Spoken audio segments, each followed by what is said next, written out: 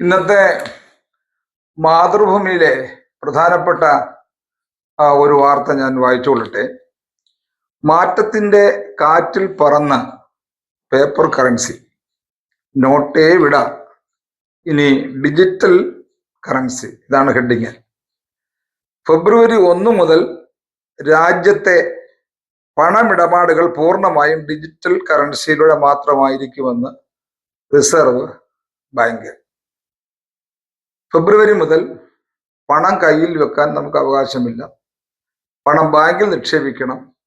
പിന്നെ ഈ ബാങ്കിങ് സംവിധാനത്തിലൂടെ മാത്രമേ ക്രയവിക്രയങ്ങൾ നടത്താൻ കഴിയുള്ളൂ. മാതൃഭൂമിയിലെ വാർത്തയാണ്.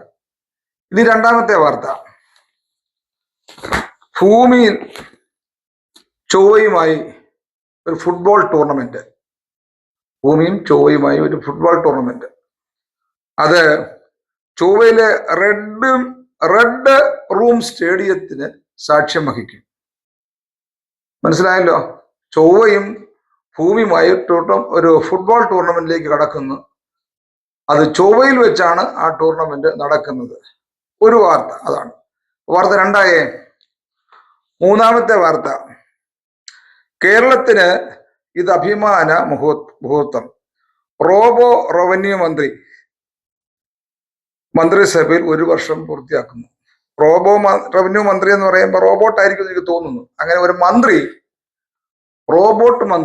റോബോട്ട് ശസ്ത്രക്രിയ എന്നൊക്കെ നമ്മൾ കേട്ടിട്ടുണ്ട്. കമ്പ്യൂട്ടർ സംവിധാനത്തിലൂടെ ശരീരഭാഗങ്ങൾ കീറി മുറിച്ച് രോഗത്തെ മാറ്റുന്ന പ്രയാസമുള്ള ഭാഗങ്ങളെല്ലാം കട്ട് ചെയ്ത് കളഞ്ഞിട്ട് മനുഷ്യനെ ജീവിതത്തിലേക്ക് തിരിച്ചു കൊണ്ടുവരുന്ന റോബോട്ടിക് ശസ്ത്രക്രിയ എന്ന് കേട്ടിട്ടുണ്ട്.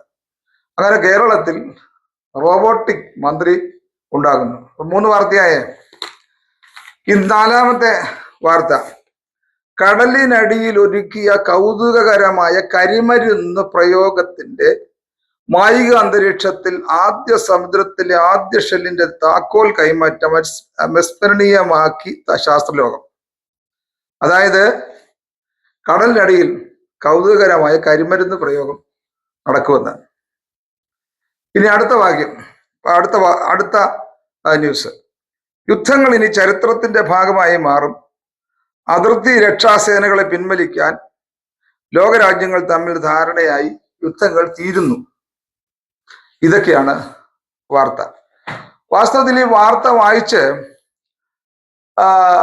എന്താണെന്നറിയാൻ വയ്യാതെ ആകെ വിഷമത്തിലായി. ഇത് ശരിയാണോ, ഇത് തെറ്റാണോ എന്നുള്ളതിനെ കുറിച്ച് വളരെയധികം കൂലങ്കഷമായ ഒരു ചിന്തയും ഒക്കെ രാവിലെ നടത്തി. ചായ കുടിച്ചുകൊണ്ടിരിക്കുമ്പോൾ തന്നെ ചിന്ത മുഴുവൻ ഇതായിരുന്നു. 5-6 ദിവസത്തിനകം ബാങ്ക് പണം നിക്ഷേപിക്കാനും എടുക്കാനും ബുദ്ധിമുട്ടാകുന്ന ഡിജിറ്റലിലേക്ക് പോകുന്നു. ഇതൊക്കെയാണ് വാർത്ത. ഇങ്ങനെ കുറെ സാങ്കല്പിക വാർത്തകൾ പടച്ചുവിട്ടിരിക്കുകയാണ്. ഈ പടച്ചുവിട്ടിരിക്കുന്ന ആളുകൾ ആരെന്നറിയണ്ടേ?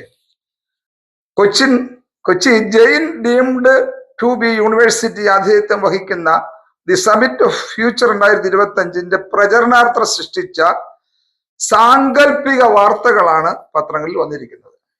അതായത് ഇങ്ങനെയൊക്കെ സംഭവിക്കാൻ പോകുന്നു എന്നുള്ള സാങ്കല്പിക വാർത്ത. അത് വ്യാജ വാർത്ത. സാങ്കല്പിക വാർത്ത അല്ല, ഇത് വ്യാജ വാർത്തയാണ്. നടക്കാൻ സാധ്യതയില്ലാത്ത, നടക്കാത്തതുമായ കാര്യം. സാങ്കല്പികവും വ്യാജം എന്തെങ്കിലും ആയിക്കൊള്ളട്ടെ. ഇത് ആർക്ക് വേണ്ടിയാണ് ഈ പണി ഇവർ ചെയ്തത്?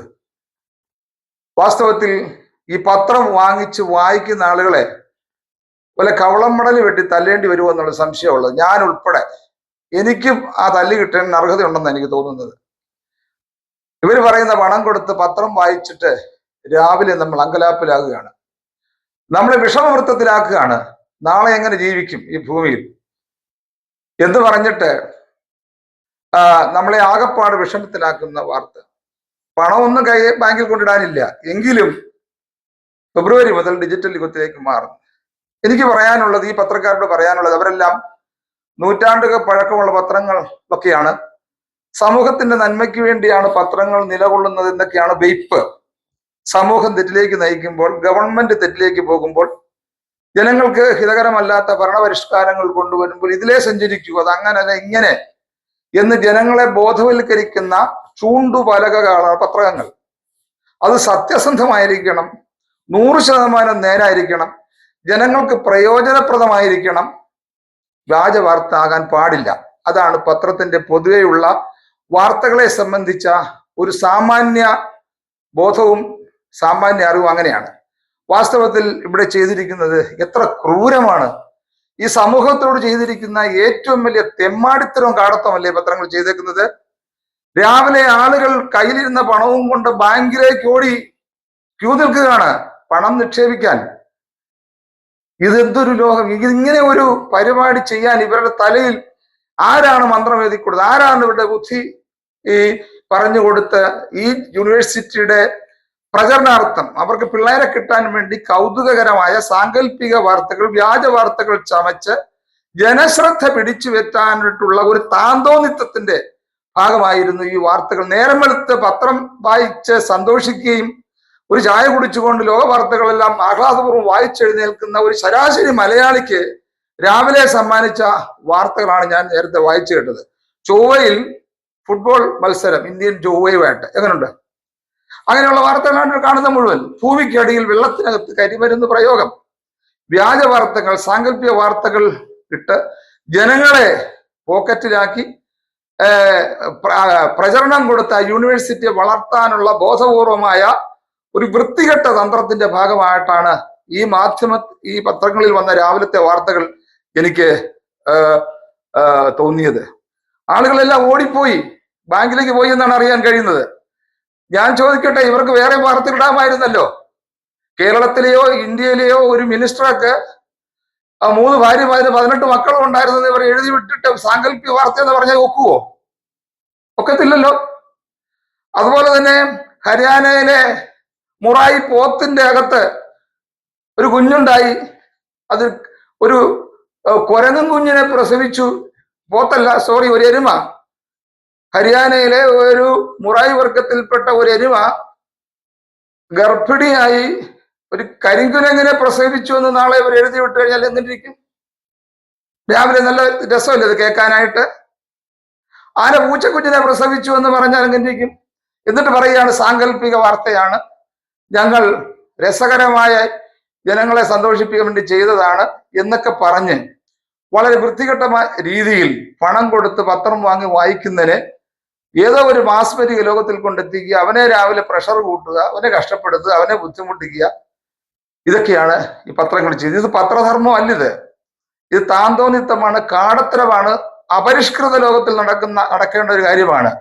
രാവിലെ തെളിഞ്ഞ പ്രഭാതത്തിൽ ഒരു കട്ടൻ കാപ്പിയും കുടിച്ച് രാവിലെ എഴുന്നേറ്റ് ഒരു ചൂട് പത്രവാർത്ത വായിച്ച് ആസ്വദിക്കാനായിട്ട് ഉമ്മറത്ത് വന്നിരിക്കുന്ന ഒരു മനുഷ്യനെ പ്രഷർ കൂട്ടി അവനെ എത്രയും വേഗം കാലൂരിക്ക് അയക്കത്തക്കവണ്ണമുള്ള വാർത്തകളാണ് രാവിലത്തെ പത്രങ്ങളെല്ലാം വന്നത്. എനിക്ക് മാതൃഭൂമി വീട്ടിൽ വരുന്നതുകൊണ്ട് ഞാൻ മാതൃഭൂമിയെ കുറിച്ച് പരാമർശിച്ചു എന്നുള്ളൂ. മറ്റെല്ലാ പത്രങ്ങളിലും ഇത് വന്നതായിട്ട് പിന്നെ എനിക്ക് ബോധ്യപ്പെടുകയുണ്ടായി.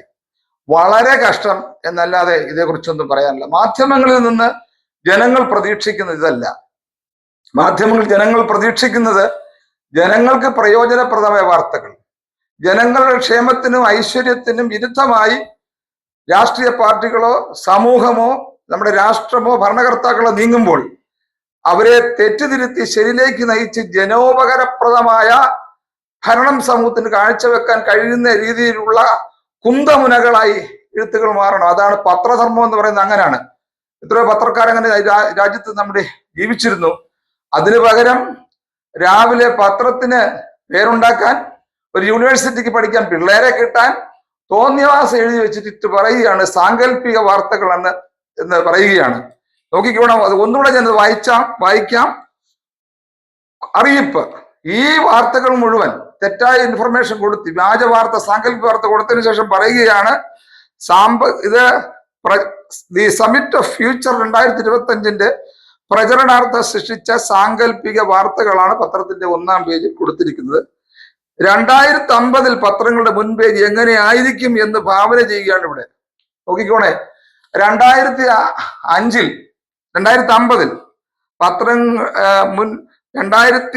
പത്രങ്ങളുടെ മുൻപേജ് എങ്ങനെയായിരിക്കും എന്ന് സാങ്കല്പികമായി എഴുതുകയാണ്. 2050 പത്രങ്ങൾ ഇങ്ങനെ ആയിരിക്കും. ഒരു 26 വർഷം കൂടെ കഴിയുമ്പോഴത്തേക്ക് ഇങ്ങനെയാവോ ആദ്യത്തെ പത്രങ്ങൾ? ഇതെന്ത് വിഡിത്തമാണിത്? സമൂഹത്തെ അങ്കലാപ്പിലാക്കുന്ന ഒരു വാർത്തയായിപ്പോയി. വളരെ ഖേദമുണ്ട്. ഞാൻ ആ വാക്ക് ഉപയോഗിക്കുന്നത് താന്തോന്നിത്തമാണിത്. ജനങ്ങളെ കബളിപ്പിക്കലാണിത്. ജനങ്ങളെ ബുദ്ധിമുട്ടിലാക്കുന്ന ഒരു വാർത്തയായി പോയി. ജനങ്ങൾക്ക് രോഗമുണ്ടാക്കാൻ പറ്റുന്ന വാർത്തയായി പോയി. ഇത് പ്രഷർ കൂടും, ഒരു സംശയമില്ല കാര്യത്തിന്. ഈ വാർത്തകളെല്ലാം കൂടെ വായിച്ചു കഴിഞ്ഞാൽ എന്നിട്ട് ഒരു യൂണിവേഴ്സിറ്റിക്ക് പേരുണ്ടാക്കാൻ വേണ്ടി അവിടെ പഠിക്കാൻ പിള്ളേരെ കൂടുതൽ കിട്ടണം, ഇതാണ് അവരുടെ ആവശ്യം. ഒരു യൂണിവേഴ്സിറ്റി കലാശാല എന്ന് പറയുന്നത് ഇങ്ങനെയാണോ സമൂഹത്തിന്റെ മുമ്പിൽ ഒരു സന്ദേശം കൊടുക്കുന്നത്? ഇങ്ങനെയാണോ കുട്ടികൾക്ക്, ആധുനിക തലമുറയ്ക്ക് കൊടുക്കേണ്ട ഒരു സന്ദേശം? ഈ രീതിയിലുള്ള ഒരു വാർത്തയായിട്ടാണോ പടച്ചുവിട്ട് ആളുകളെ, കുട്ടികളെ പഠിക്കാനായിട്ട് യൂണിവേഴ്സിറ്റിയിൽ ആവാഹിക്കുന്നത്? ഇങ്ങനെയാണോ? ഇതെന്ത് യൂണിവേഴ്സിറ്റിയാ? ഇതെന്ത് പഠിപ്പീര? ഇതെന്ത് വാർത്തയാ? ഇത് ക്ഷമിക്കാനാവാത്ത തെറ്റാണ്. ഇവർ കാണിച്ചിരിക്കുന്നത് കാടത്തരമാണ്, തെമ്മാടിത്തരമാണിത്. ഇവർക്കെതിരെ സത്യത്തിൽ പറഞ്ഞാൽ ബഹുമാനപ്പെട്ട കോടതി കേസെടുത്തിട്ട് ഇനി മേലാൽ ഇങ്ങനെയുള്ള വാർത്തകൾ പ്രസിദ്ധീകരിക്കരുതെന്ന് ഇവരോട് മുന്നറിയിപ്പ് കൊടുക്കാൻ ബഹുമാനപ്പെട്ട ന്യായാധിപന്മാർ തയ്യാറാകണം എന്നാണ് എനിക്ക് ഈ സമയം നിങ്ങളോട് പറയാനുള്ളത്. ജനങ്ങൾ രാവിലെ ബാങ്കുകളിലേക്ക് കയ്യിലിരുന്ന കാശും കൊണ്ട്, കാശുകളുമായിട്ട് ഓടി ബാങ്കിൽ നിക്ഷേപിക്കാൻ പോയതായും അങ്കലാപ്പിലായതായും ഒരുപാട് വാർത്തകൾ മാധ്യമങ്ങളിലൂടെ നിറഞ്ഞു വരുന്നുണ്ട്. ഇനി ഇതിന്റെ അനുരണനങ്ങൾ അടുത്ത ദിവസങ്ങളിൽ ഉണ്ടാകും എന്നുള്ളതിന് സംശയമില്ല. ക്ഷമിക്കാനാവാത്ത തെറ്റാണ് ഈ മാധ്യമങ്ങൾ ചെയ്തിരിക്കുന്നതെന്ന് ഞാൻ ഈ സമയത്ത് അടിവരയിട്ട് ഒന്നുകൂടെ പറയുവാൻ ആഗ്രഹിക്കുകയാണ്.